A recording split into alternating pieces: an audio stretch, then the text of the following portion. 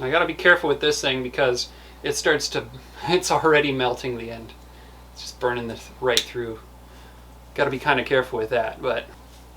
So it's been quite a while since my last video, and I want to talk to you guys about why I haven't been posting many videos and what I've been doing in the meantime. So one of the big things is I got a new job. I used to be a wind turbine technician. I climbed up wind turbines and did maintenance work and troubleshooting, that sort of stuff.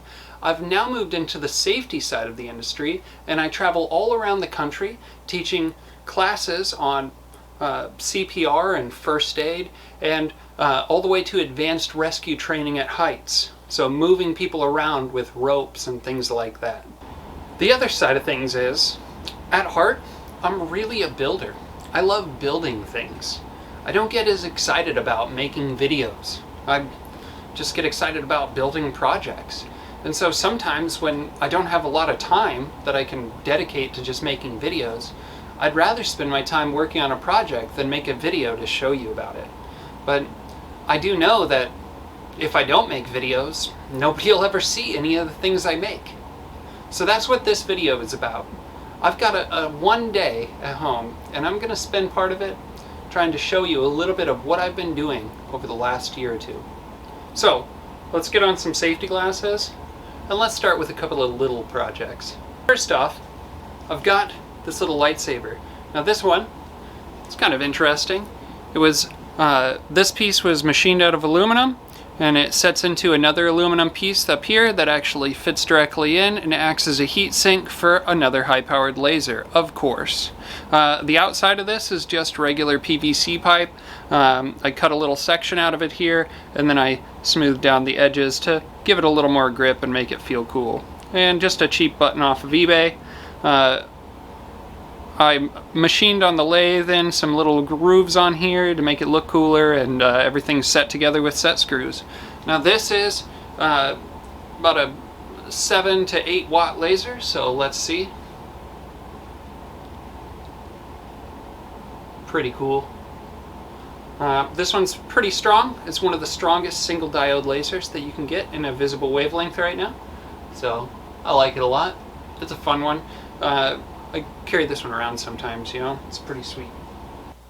So the next one I want to show you guys is this one here. It's another laser bracer. I'm a big fan of mounting high-powered lasers to my arm. And this one is one of my favorite ways of doing that.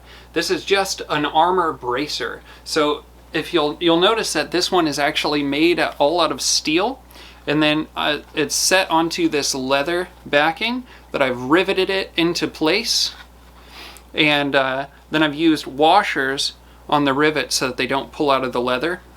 And then on top of the steel armor plate, I've mounted more steel plates that include this top piece here that houses the battery towards the back, and of course the button here towards the front. Now the button is hidden into the top of this so that you can activate it just by raising your hand. On the bottom here, I've got the laser mounted in a heat sink on the bottom, and then your activation switch here, and that's all covered by another steel plate that's riveted into place. So with this one being leather, I've actually put, I've sewn in some Velcro pieces here, some Velcro strips, so that it makes it really easy to mount to your arm. And now I can just activate the switch and be able to fire the laser. Now this one to me is like it's a prototype for like a Kamehameha laser. I've made several of them over the course of the last couple of years. Most of them aren't going to be on this video because they were kind of prototypey and didn't work very well.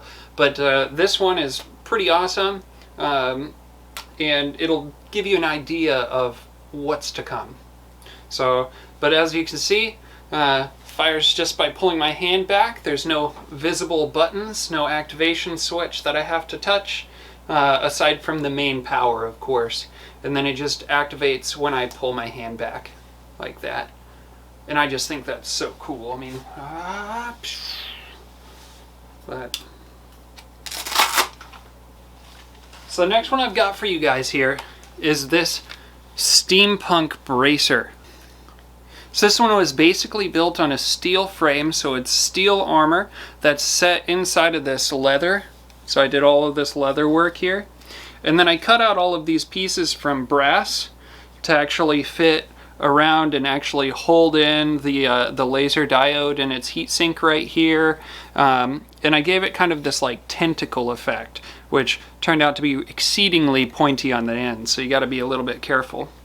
And I just thought that the little tentacles like that added some neat, almost like naval feel to it or something like that, and just makes it even more steampunky. It's got this cool gauge on the side here that doesn't really do anything, but it's just an old vacuum gauge, makes it feel a little more steampunky. And then I use these brass hinges to actually hold it all together. And then it's kind of rough to get on, so bear with me here for a moment. So now that I've got it on, you can see that it has this piece that goes over your hand, and then there's a rod that comes back, and there's this little turret piece that always forces that rod to always impact the button switch at the back, so that you always turn the laser on when you pull your hand back. So let's check it out. Now this is a 1 watt high-powered green laser diode, so this is the most powerful green laser diode that you can purchase as a consumer right now. It's a pretty strong laser. It's incredibly bright, especially at nighttime. If you take this thing outside, oh my gosh, it's super bright. Kind of blows out of the water some of my, even the higher powered blue ones that I have, just because it is just so intensely bright. I just think that's neat. You can see how I just pull my hand back and activates that laser. So there you are, the Steampunk laser bracer. This is my Hylian shield.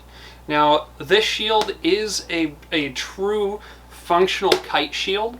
It's pretty thick, as you can see.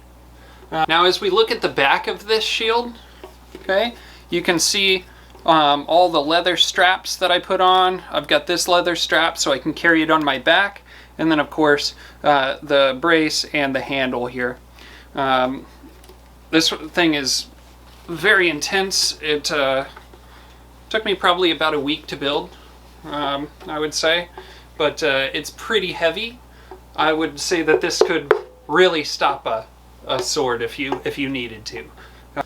So all of these pieces were cut out with just tin snips. I built this entire thing with basic hand tools. So all of the wood was cut out with a handsaw.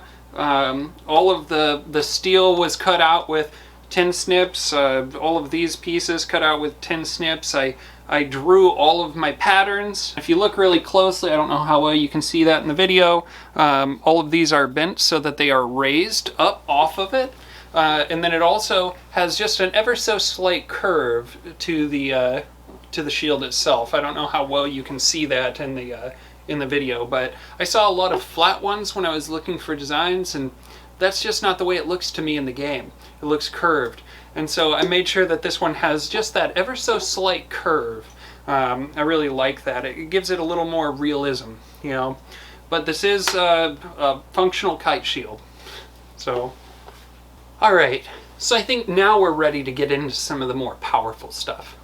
So this is one I've been working on just recently, trying to build. I don't know if you guys know about the video game No More Heroes, but they've got what they call the Bloodberry on there. It's a beam katana, and this is essentially my take on the beam katana. So the handle I 3D printed, and it's fairly it takes a lot of aesthetic from from lightsabers and things, and then of course I have this aluminum square tube that runs up and actually has a beam collector on the end. So let me throw on some safety glasses and let's check this one out.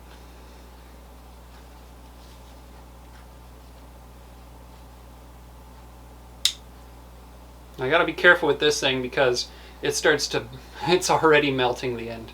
It's just burning this right through. Got to be kind of careful with that, but I want to put a piece of wood in the end there, or something that isn't going to burn through as quickly and easily. This thing sits at 74 watts, so it is quite strong.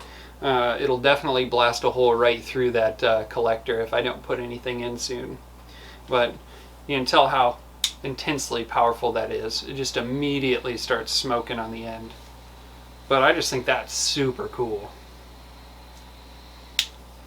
Now this one, this is actively cooled, so it has an active heatsink right here that the laser diode array is mounted onto, and then that's all powered. That's all powered by the battery that sits in the back here. You can actually charge it right through the side port, and then up in the top here, this is where the laser driver is, and all of my electronics and wiring are hidden inside. The button switch is right on the back here. It doesn't have any kind of safety, so the moment you turn that switch on, this thing starts shooting a beam. And it's pretty strong. You don't want to put your hand in front of this one. This one is, it'll hurt. So still got a little work to do. I want to put the tip in on the end here. If any of you guys know about the Bloodberry, it does have a tip on the end so that you can still stab with it. And then I want to mount this a little better so the collector actually collects the beam a little better, and of course put something inside of there to stop that beam from just blasting a hole right through this entire the entire collector there. But there it is. That is my beam katana. Alright, so let's talk about some real power around here. This puppy right here, this is the pinnacle of my arm cannons. This one is incredibly powerful. It has a very powerful laser diode array in the end. It has a movable lens set on servos that can actually move in front to focus down the 1-inch beam into a 2mm dot at 3 feet. It does have, as usual, I have a battery meter on the side so I can see how much power I've used up. And then this one is a modular system, so as these come apart, each one of these 4 little platforms here can be replaced with another attachment. So maybe a rocket launcher like you've seen in the past, or a flamethrower, or anything like that. Let's just check this thing out and see what it can do. So I have to be really careful with this one because I don't want to start my house on fire, and I don't really want to shoot at something I shouldn't be. So I set up a cardboard box over here, and I'm going to shoot it at that. So turn it on, low battery as usual, but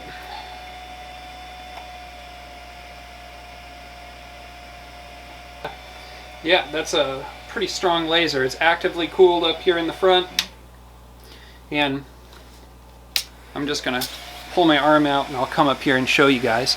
I don't know how well you can see that, but there's actually, that lens can move in front of the laser, and that's how it focuses down.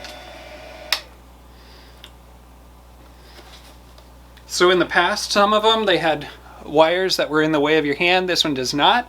Has a nice little pistol grip inside of there you can grab onto, with several buttons that let you activate the different features and any kind of modular attachments that you'd be putting on this thing.